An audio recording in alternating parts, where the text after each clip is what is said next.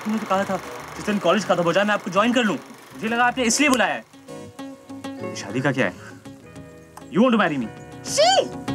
I started making the film around the time that I was 31, 32, and I was like, this is the last chance I have of telling the story of what happened in my life 12 years ago or 13 years ago, where it still qualifies as memory. After this, it's definitely imagination.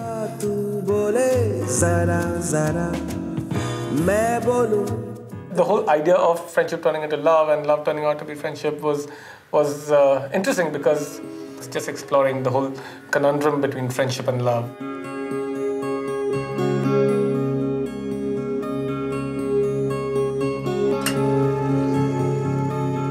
There was a nephew of Amir Khan's. We kind of wondered whether he might still be interested in acting. So we called him and he came kind of skeptical because he wasn't sure he wanted to act in typical Bollywood films.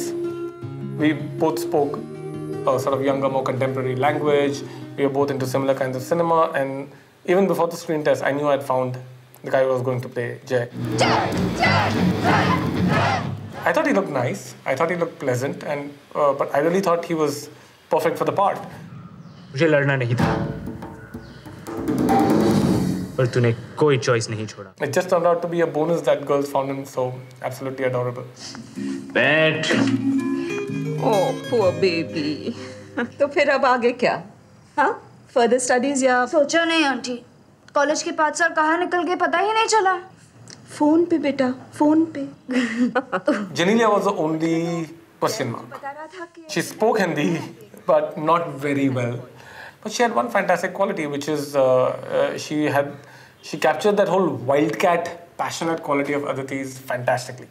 Nobody came close to doing that. Rats? What's this? What? I tried to bring together in a narrative with a very simplistic storytelling format and with some fortunately wonderful music. But Papu can't dance, Papu can't dance, Papu naach nahi sakta.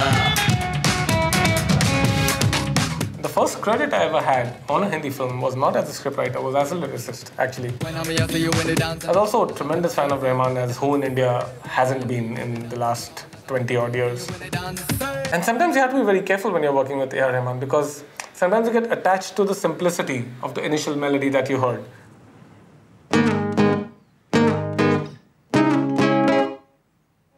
Like in Kabhi Kabhi Aditi, which became probably one of the most popular songs of that year. There's a little flute playing, you know, and an organ comes at some point, and a bit of a strings of violin and some bells. None of that was there.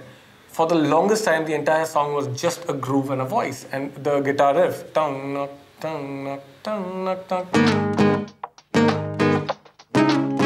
You've lived with that for a long time, and you think, no, boss, let's not load it up with a lot more music. It just sounds great, and he goes, Abbas, trust me.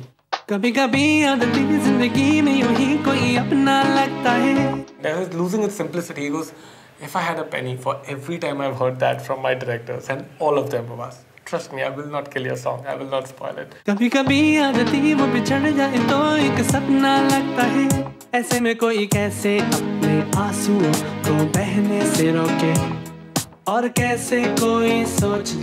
Everything's gonna be okay. कभी कभी तो लगे जिंदगी में रही ना खुशी और ना मजा. कभी कभी तो लगे हर दिन मुश्किल और हर पल एक सजा.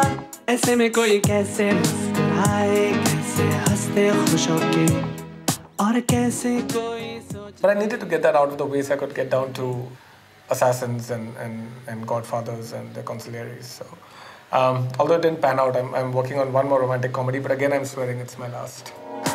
तू खुश है तो लगे कि जहां में छाई है खुशी. सूरज निकले बादलों से और बांटे जिंदगी.